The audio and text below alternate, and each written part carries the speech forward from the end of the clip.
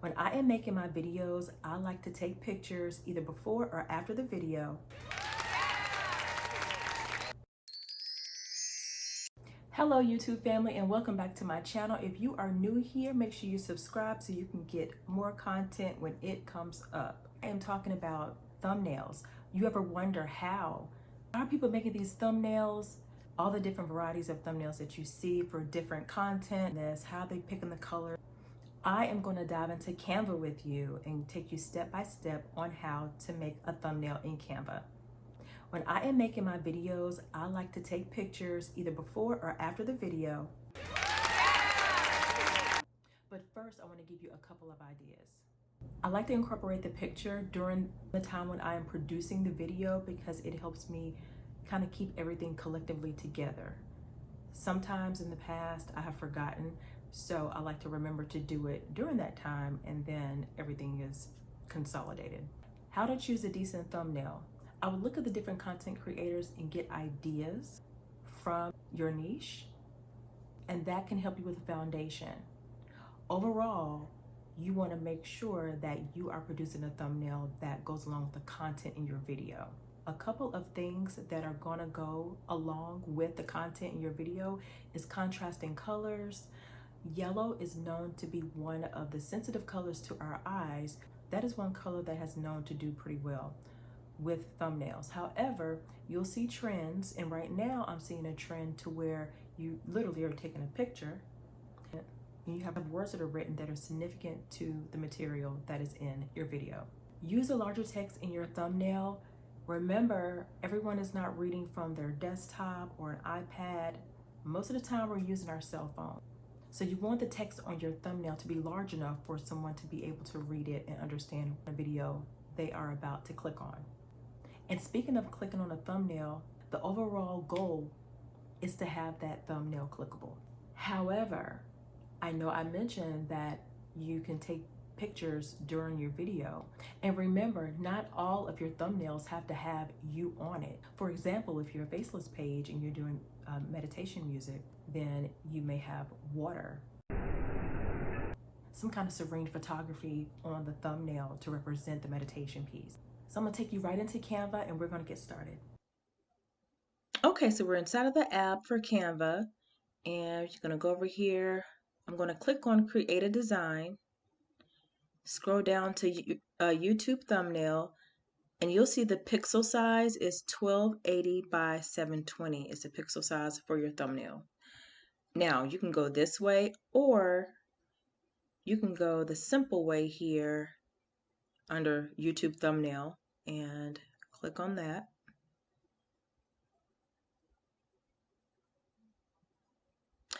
And as that is coming up, you'll see I have some recently used where I kind of been playing around with thumbnails, of course. Let's try, let me see. Let's go to this one. Here, how to make pasta. You see how I scroll over and you can change these, okay? So how to make, you click on that and we can say you can make the best. All right, and so we can stretch it out. You can make the best, and actually, if you want to make it bigger, you can just stretch it out that way. Or if you want to make it smaller, you can bring it in, okay? You can make the best, and instead of pasta, we'll say spaghetti. And stretch it out, okay? Bring it in a little bit. Or if you want to just change the font altogether, if spaghetti is maybe just too big, click on spaghetti.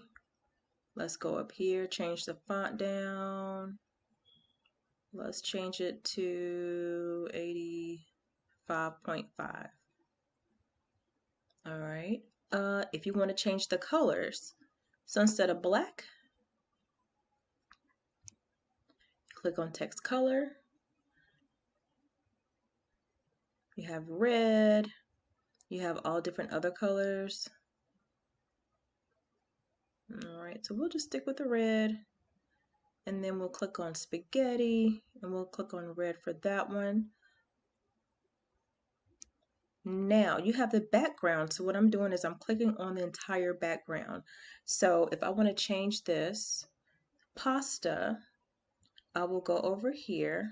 Let me move myself over here. And then we're going to go to elements up here. And I will type in spaghetti.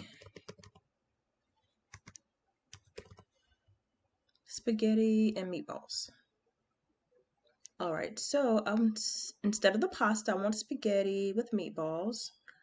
And you'll see where this says Pro here. So I'm in the Pro, but when I hover over this one, it's not Pro. So you see the difference, how they'll have maybe like a little extra on the Pros. It really doesn't matter because the Pro is the one that you have to pay for. So we'll choose the one without the Pro. We'll click on that. And what we'll do first is we can delete that back one and then click on this one and then pull it in.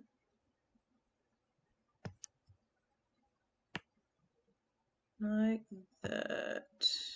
Pull it down. You get the idea. All right. And actually, when you do see me pulling it in, you see the measurements there.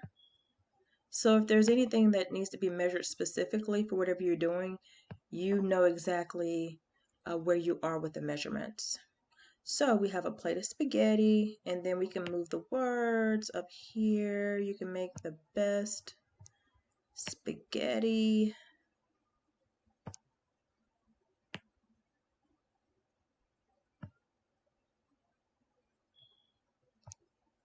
And we can put, you can make the best spaghetti with my recipe.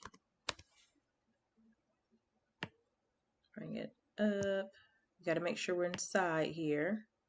And then we'll just we'll make it a little smaller if we want to, just to kind of make it there we go, fit in. And if you want to, I have the cursor there. If I want to get it out of the way, I can go through each word and the front of each word, and I'm entering. All right, and then I'm going to pull it over to kind of get it out the way. All right, so you see where it says watch now.